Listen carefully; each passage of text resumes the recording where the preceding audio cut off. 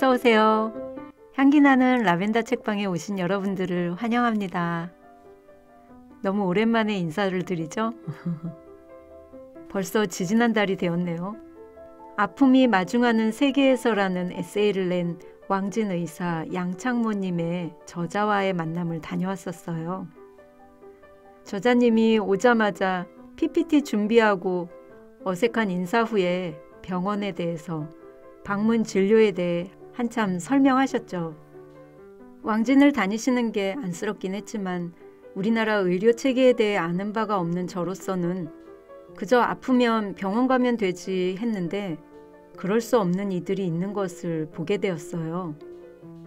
그렇지, 아픈 사람이 움직이는 것보다 차 있고 몸 건강한 의사가 환자를 찾아다니는 게 당연한 거지. 하지만 의사들조차 왕진에 대한 의식이 없다는 것이 놀라웠었어요. 교사가 되려면 교육과정 중에 교생 실습이 있듯이 의사가 되려면 의대생 교육과정 중에 방문 진료가 있으면 어떨까 했는데 돈이 안 된다는 이유로 아마도 개설되지 않은 듯해요. 돈이 안 되는 것이니 더더욱 필요로 한 것이 아닐까요? 그러던 중 참석자 중 한 분이 진료실에서 환자와 의사로 만난 여자분이 계셨어요. 양창모 선생님이 강연한다 하여 한 걸음에 오셨답니다. 진료실 들어가면 의사 선생님이 벌떡 일어나서 꾸벅 인사하고 아주 살갑게 대해주셨는데 어느 날 병원에 가보니 그만두셨다는 말씀에 섭섭했는데 이렇게 만나게 되어 너무 기쁘시다며 의사 선생님에 대해 칭찬을 마구마구 하셨어요. 말씀 중에 얼핏 양창모 선생님을 돌아봤는데 세상에 눈밑 볼이 빨개져가지고 몸은 얼음이 되신 거예요. 저는 속으로 그 모습 보고 쿡쿡 웃었어요. 그렇게 유려하게 글도 잘 쓰고 유창하게 발표도 하신 분이 저렇게 자기 칭찬에 어찌할 바를 몰라서 몸이 굳은 모습이 참 순수해 보였었어요. 진료실 들어갔는데 세상 어떤 의사가 환자를 보고 벌떡 일어나서 인사를 했던가요? 그것도 모자라 진료실에서는 안 되겠다 하고 뛰쳐나가 자발적으로 왕진 의사가 되신 분. 그러니 환자를 보고 벌떡 일어나 인사하는 건 너무나 쉽고 당연한 일이셨겠죠. 280여 쪽의 분량인데 어느 것 하나 따뜻하지 않은 글이 없는데요. 제가 몇 편만 읽어드리도록 하겠습니다. 아픔이 마중하는 세계에서 양창모 한겨레 출판. 말없이 하는 말. 중풍으로 오른쪽에 반신마비가 온 할아버지가 자꾸 설사를 한다는 소식을 듣고 방문 진료를 갔다. 진찰을 하고 기저귀에 담긴 똥을 보니 설사는 그리 심하지 않아서 수액을 맞춰드리진 않고 기저귀만 갈아드렸다. 사타구니와 고환 밑으로 번진 피부염은 똥 묻은 기저귀를 자주 갈아주지 않아 생긴 거였다. 깨끗이 닦아드리고 말린 다음 스테로이드 로션을 발라드렸다. 최 선생님은 정말 표정 하나 변하지 않고 어르신을 모시고 화장실로 가서 똥기저귀를 능숙한 손놀림으로 갈아주었다.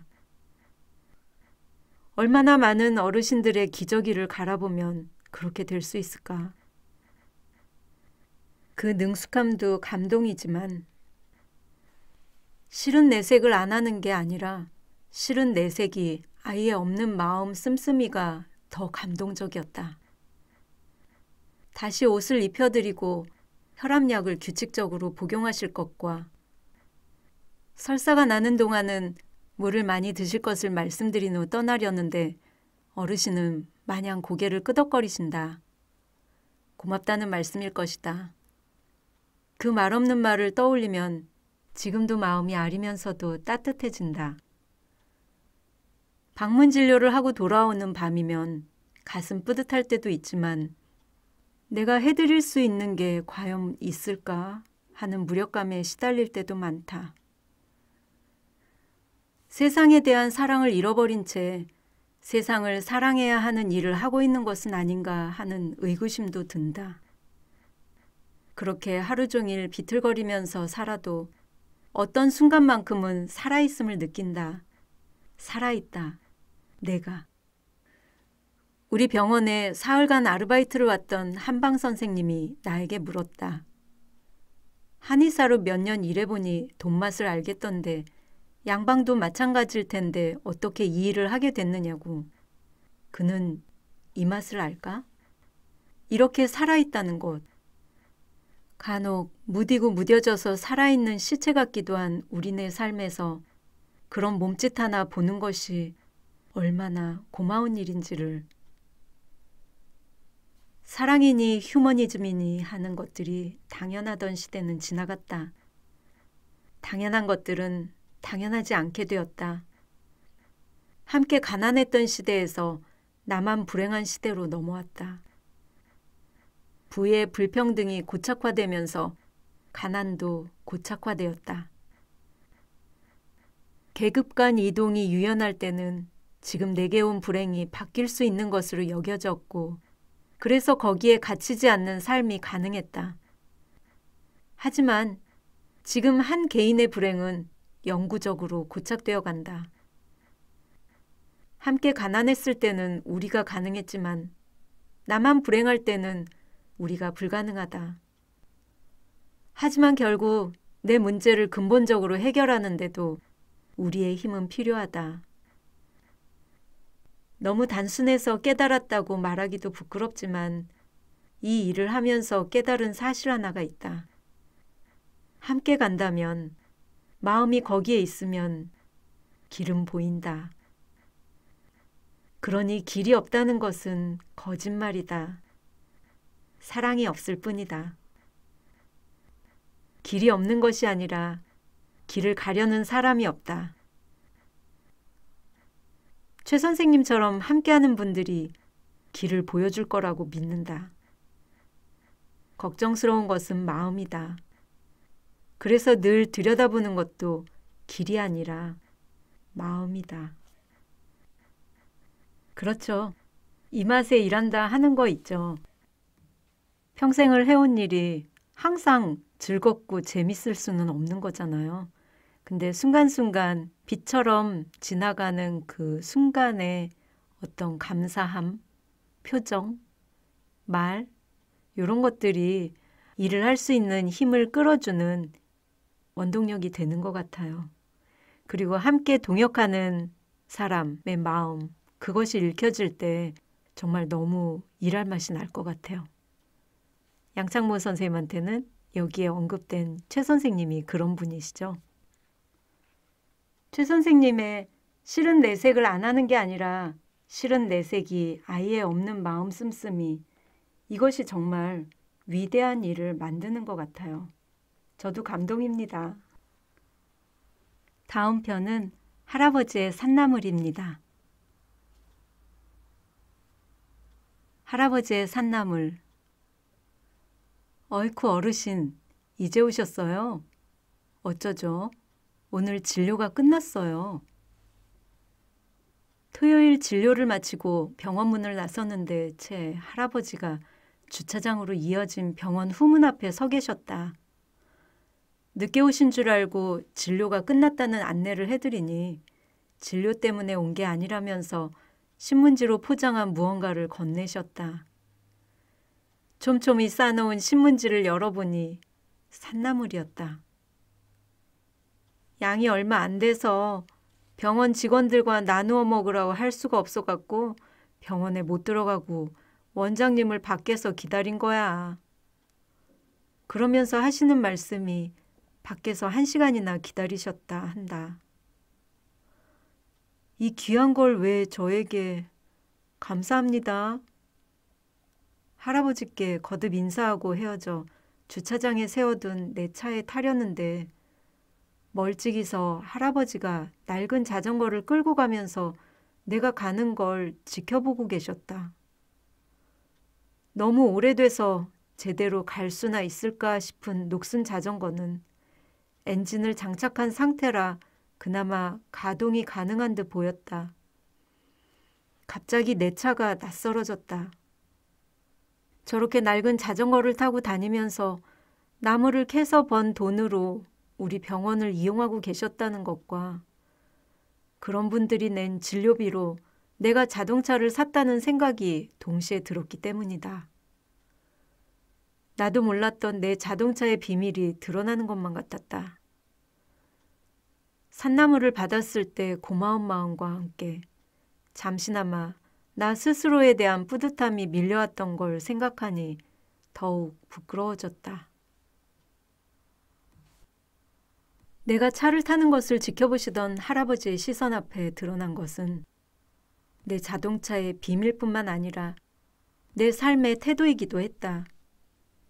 나는 자본주의적 교환 관계가 몸에 밴 사람이다. 돈을 주고 어떤 서비스를 받으면 당연히 제대로 된 서비스를 기대한다. 만약 내가 환자로서 나 같은 의사를 만났다면 어땠을까? 내 진료를 당연한 서비스라 여길 것이다. 간혹 엉망이었던 다른 병원의 진료들을 생각하면서 상대적으로 약간 고마워할 수 있을지는 모르지만 그렇다고 그 의사를 위해 산에서 나무를 캐우지는 않을 것이다.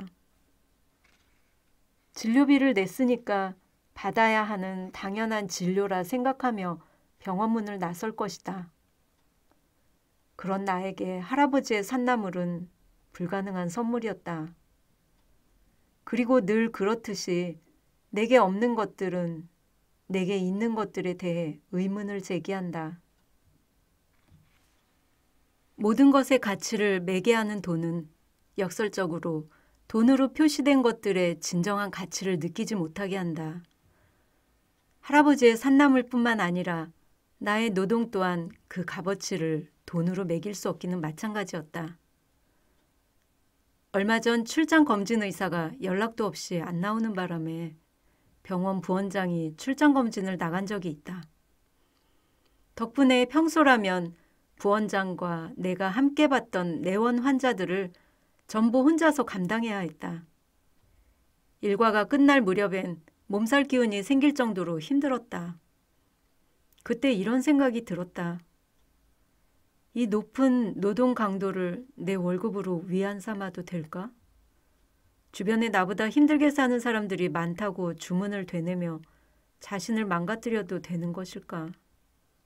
그렇지도 않지만 설사. 아무리 뜻깊은 진료를 하고 있다고 해도 그 과정에서 내 삶이 고갈되어 가는 것은 변함이 없었다. 퇴근길에 장을 보며 귤 한 박스를 사왔다. 5kg에 15,000원이 넘어간다. 할아버지의 산나물 덕분에 귤을 먹으면서 생각했다. 이 귤에 대해 15,000원을 지불한 나는 정말 정당한 대가를 지불한 걸까? 이 귤도 그날 진료실의 나처럼 누군가의 삶의 시간과 생의 에너지를 고갈시키면서 만들어졌을 것이다. 사람의 땀방울을 돈으로 바꿀 수 있다고 생각하는 순간 한 사회의 비극이 시작된다. 15,000원. 아니, 더 많은 액수를 지불했다 하더라도 그것을 결코 정당한 대가라고 해서는 안 되었다. 이 귤 안에 들어있는 것은 결코 돈으로는 살 수 없다. 그 어떤 것으로도 살 수 없는 것이기에 그나마 돈을 주고 사는 것이다. 돈으로 가치를 매긴다고는 하지만 여전히 거기에는 가치를 매길 수 없는 것이 들어있다.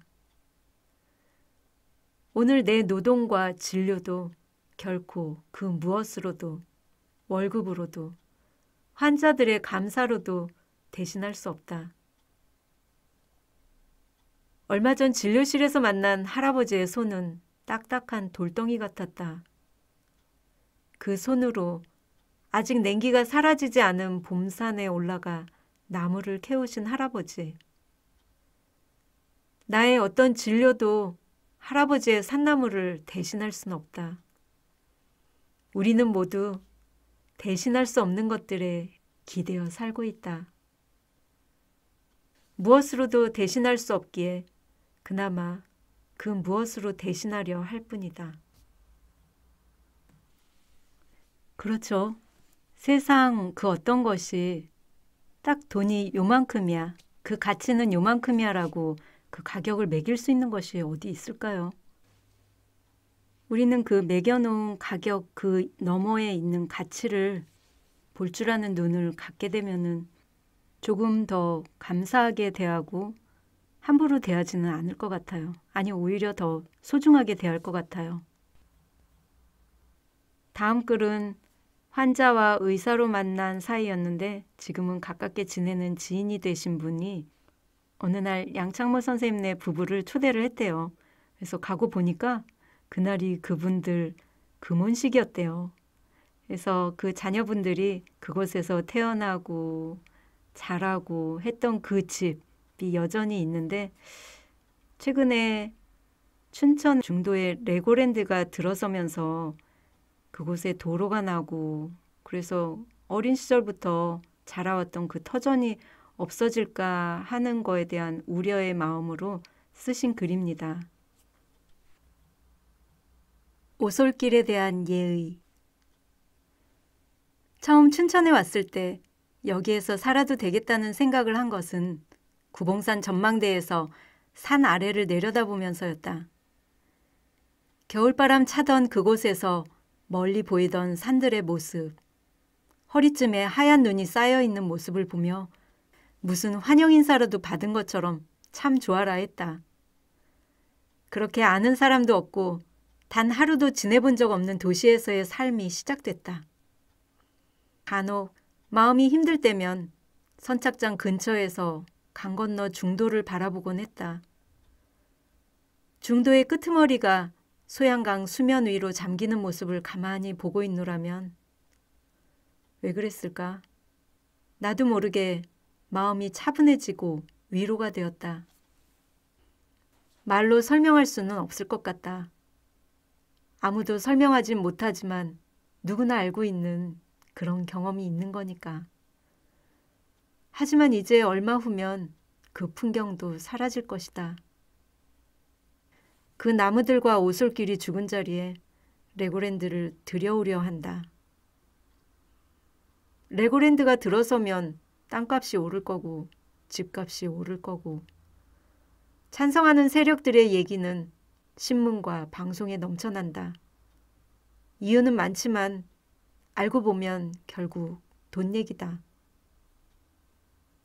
하지만 돈으로 환산되지 못하는 것들은 아예 가치조차 없는 걸까? 춘천 시민이라면 강 건너로 보이던 중도와 사막산의 넉넉하고 고즈넉한 모습에서 마음의 위로를 받은 경험이 누구나 한 번쯤은 있을 것이다. 그 위로의 가치는 도대체 얼마일까? 세계 최대 규모라는 레고랜드에 휴일이면 들어올 자동차들의 매연은 모두 누구의 패로 가는 걸까? 그 차들의 소음과 찾아오는 관광객들이 버리고 가는 것들은 또 어디로 가는 걸까? 그 쓰레기들의 가치는 얼마일까? 많은 자동차들이 들어오게 하려면 또 어딘가에 새로운 도로를 낼 것이다. 산이 뚫릴 것이고 그 도로가 지나갈 길 위에 사는 사람들은 평생 살아온 삶의 터전을 강제로 빼앗길 것이고 그 도로 근방의 집들은 휴일마다 쏟아지는 소음과 매연을 견뎌야 할 것이다. 운이 나쁘면 노부부도 거기에 해당될지 모른다. 춘천에서 어렸을 때부터 살아온 분들에게 전해들은 얘기로는 수십 년 전만 해도 중도는 걸어서 들어갈 수 있었다고 한다. 아이들이 중도 모래사장에서 강물을 따라 수영하다 보면 가평까지 떠밀려 갈 때도 있었는데 그러면 햇빛에 빛나는 기나긴 모래사장을 밟고 중도까지 걸어 올라오곤 했다.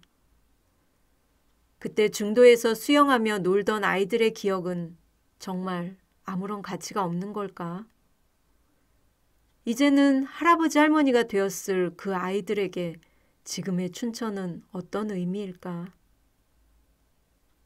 그 모래사장과 강물이, 숲이, 골목길과 집들이, 그리고 이웃들이 모두 사라져버린 고향은 정말 고향인 걸까? 돌아가신 할아버지의 유품에 가격을 매기지 않듯이 유적들은 관광 상품으로서의 가치 이전에 그 자체로 소중하다. 얼마 전 중도에서 발견된 그 유적들의 가치에 대해서도 우리는 꼭 돈 얘기를 해야 하는 걸까? 그러면서 우리가 아이들에게 정말 돈이 세상의 전부가 아니라고 말할 수 있는가? 최소한 부끄러워할 줄 아는 인간으로서 나는 그렇게 못하겠다. 중도에 레고랜드가 들어서면 이제 나의 중도는 이 지구상에서 없어지게 된다. 우리가 아이들에게 물려줄 수 있는 게 고작 레고를 가지고 노는 거대한 놀이터뿐이라고는 생각하지 않는다. 아무런 손도 대지 않는 것, 아무것도 하지 않는 것이야말로 우리가 자연에게 할 수 있는 가장 중요한 행동이다. 그리고 그것을 위해서라도 지금은 무언가를 해야만 하는 시기이다. 그것이 중도의 숲과 오솔길들이 내게 준 위로에 대한 최소한의 예의라고 나는 생각한다. 제가 중도를 처음 알았던 때는 저 고등학교 때 강변가요제가 중도에서 했었거든요. 그래서 나도 대학생이 되면은 춘천에 있는 중도에 놀러 가야지 이랬었던 곳이에요. 근데 이렇게 춘천에 와서 살고 보니까 마음속에 있던 섬이 아니라 실제로 내가 쉬고 싶을 때 아니면 좀 힐링이 필요할 때 갈 수 있는 실제 가까이 있는 섬이 바로 중도예요. 책에서도 고즈넉한 곳이라고 묘사가 되어 있는데요. 고즈넉함을 알려면 중도에 가보라고 말하고 싶을 정도의 그렇게 아름다운 섬이죠. 오솔길에 대한 예의는 참 아리게 공감되는 내용입니다. 이상 왕진의사 양창모 에세이의 아픔이 마중하는 세계 중에서 몇 편 읽어드렸습니다. 오늘 준비한 내용은 여기까지예요. 구독과 좋아요로 응원해주세요. 이제 향기나는 라벤더 책방 문을 닫겠습니다.